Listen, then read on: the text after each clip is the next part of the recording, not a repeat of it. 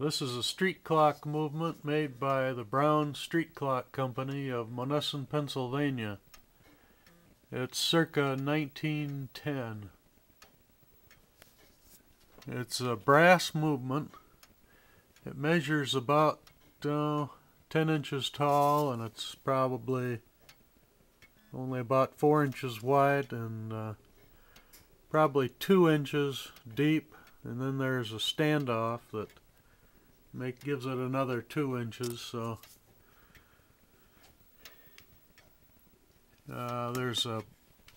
from the clock head there is a rod that runs down through the column to this movement, and the rod connects via a gear to this gear on the clock.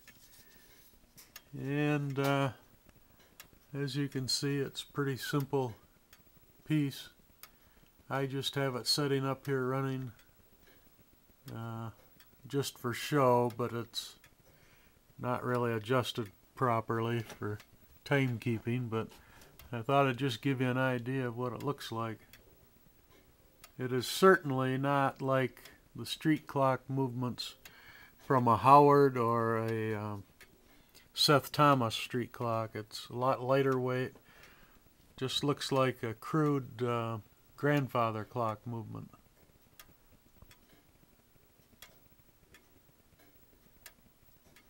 The way it's set up in the base of the Brown street clock is it actually would have two weights running it.